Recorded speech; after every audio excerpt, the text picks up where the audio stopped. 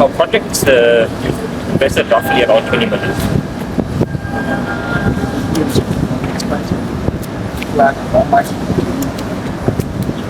We never stop investing. There's one thing after another that we generate any free cash flow, continue investing and growing and developing. We want to grow the GDP of the country, the GDP of the province as well. We're not going to stop, as you can see with the expansion. It's been very promising. We've put a lot of money to ensure that we have the latest technology so we can produce the best quality. Able to compete with product coming from South Africa or anywhere in the region. Quality is at par or better than anything you will find in the region. We've enjoyed a good relationship with the Ministry of Industry. They've given us good support over the years. Honourable Mangaliso was here in 2019 before we started the project, and I'm excited that he's back. So at least you can see what was there before and what is there now. But we also enjoy a good relationship and good support by the Ministry of State of Manicaland, Office of the Minister of State of Manicaland. Our plans, our future plans, we have exciting future plans. We continue to invest in the economy and in the province. Our focus is investing in Manicaland.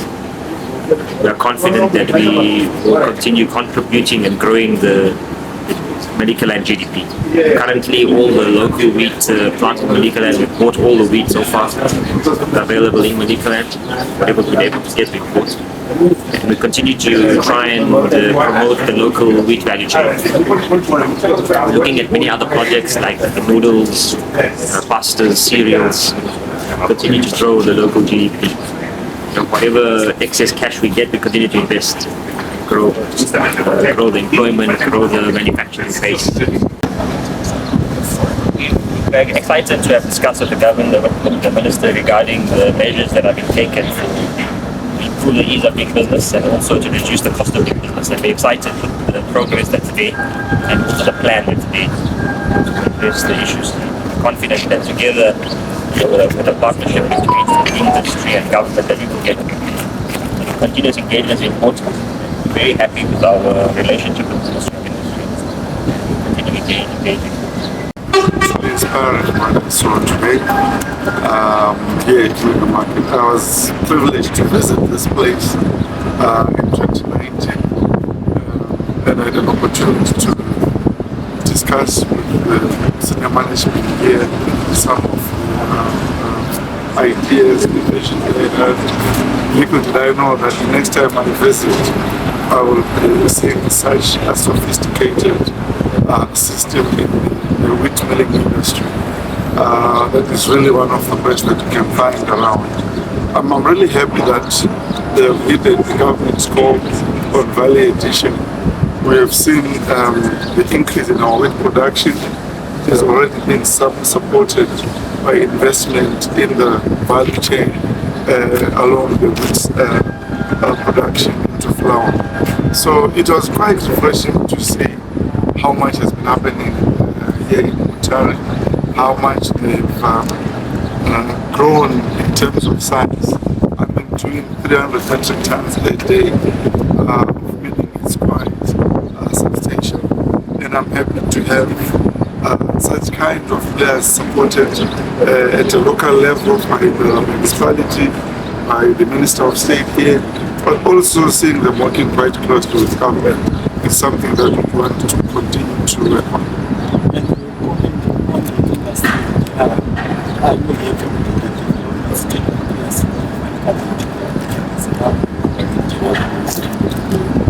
There is always scope for improvement. Our drive in the ministry is that we have a lot of work to do in supporting the growth of the manufacturing sector to complement the growth of the primary sectors that we have been seeing in our economy, both from agriculture and from the mining sector. And we are launching tomorrow morning our industrial reconstruction and growth plan, which is an effort to really lay a foundation of how government and private sector will work together to grow the manufacturing sector as well as the commerce sector.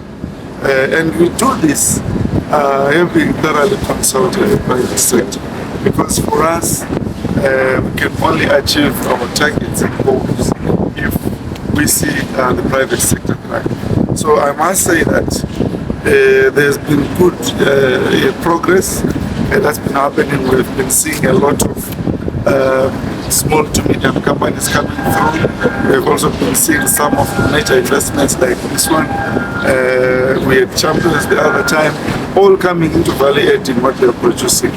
But we believe that as a country, we have potential to do a lot more. And this is where our focus will be during the course of next year, as we will be coming up with the 5-year investment. And in terms of capacity utilization, where are we as a country? What are our targets?